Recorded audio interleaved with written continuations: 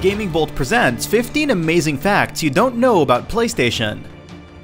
We have a lot to cover here, so let us dive right in. Collaboration with Nintendo and Sega. When Sony first decided to venture into the console business, it wanted to do so in collaboration with Nintendo and create an add-on for the SNES that would play CDs. However, the latter wanted absolute control of licensing rights. Sony then went to Sega, which chose to focus more on its Sega CD attachment to the Genesis. Neither of this stopped the company from eventually launching the PlayStation on its own. PS 100 million.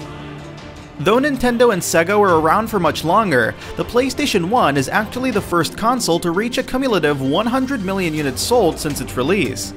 When talking strictly about home consoles and not handhelds, the PlayStation 1 is only the second console to cross 100 million units sold in its lifetime, behind the PS2 and ahead of the Wii, Xbox 360, and PlayStation 3. David Lynch. Acclaimed movie director David Lynch actually directed the commercial for PlayStation 2. No, we're not making this up. While Sony could be routinely criticized for its commercials during this time, this David Lynch commercial is actually an example of the bizarre done right. PS2's glowing towers. Remember the glowing towers in the PlayStation 2 startup screen? It looked really pretty, but it had more practical use than that. The number of towers actually represented the number of games that you've played. To make it even cooler, the towers grow bigger the more you play your games. The startup screen actually pulls from your memory card's data, so it's possible to get a different set of towers. The SpiderMan connection. Since Sony essentially possessed the rights to Sam Raimi's Spider-Man film franchise at the time, it chose to brand the PlayStation 3 in the exact same font used for the movies. It wasn't a bad move, just really weird. Eventually, Sony went with a simpler PS3 logo in 2009. PS3 lost more than $3 billion. Sony may be enjoying multitudes of success now with the PlayStation 4, but its initial years with the PlayStation 3 were a dark time. Not only was the console fairly expensive next to the competition, a 60GB model costing $599, but it was also very expensive to produce. This caused the company to lose $2.16 billion in 2007 and $1.16 billion in 2008. The DualShock buttons. The DualShock controller is considered one of the greatest console controllers ever made, but have you wondered what its various symbols mean?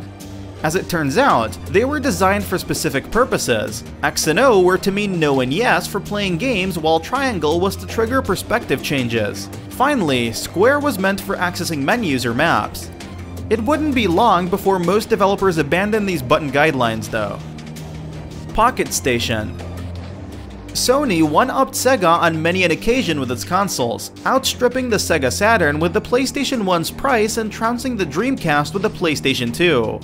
That being said, it did lose out to Sega's VMU when it tried to introduce its PocketStation.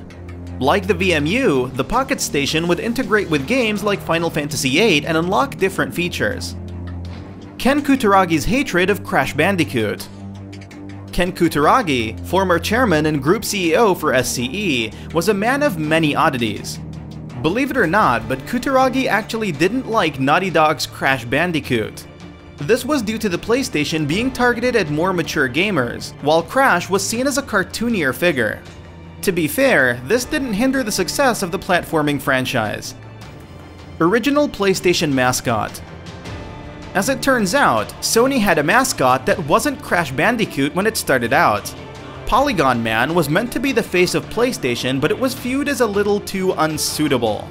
He wasn't forgotten in the annals of history though. Polygon Man actually made an appearance as a final boss in PlayStation All-Stars Battle Royale. PlayStation Japan's mascot.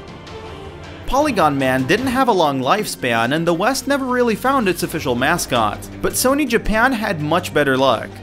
In 1999, Toro the cat debuted in Doko Demo Isho and served as a character for plenty of Sony's merchandise. He even has a cameo in PlayStation All-Stars Battle Royale. So basically, that's all PlayStation All-Stars Battle Royale was good for. Sadly, his counterpart Kuro didn't have much traction. PlayStation logo revisions. Remember the classic PlayStation logo? The one that would define the franchise for years to come? As it turns out, the logo didn't fully come into being from the outset. It actually went through more than 15 revisions before finally arriving at the classic PNS logo and trademark 4 colors. Hey, if you're going to go with a logo for your brand new console, you might as well spend enough time getting it right. The Condor cluster. The PlayStation 3 was a very powerful console for its time, even if it wasn't exactly selling like hotcakes.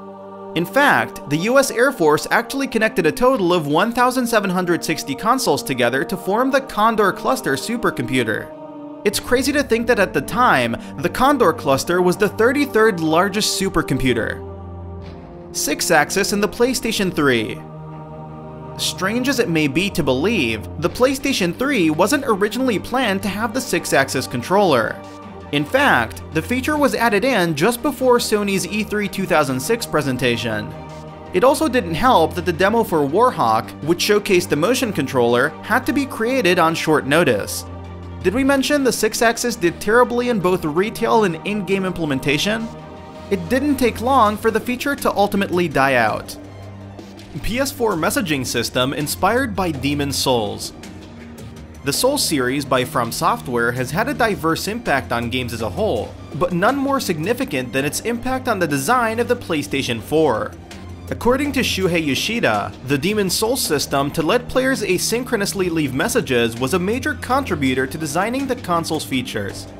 And if you like what we're doing, go ahead and click that subscribe button. See you soon!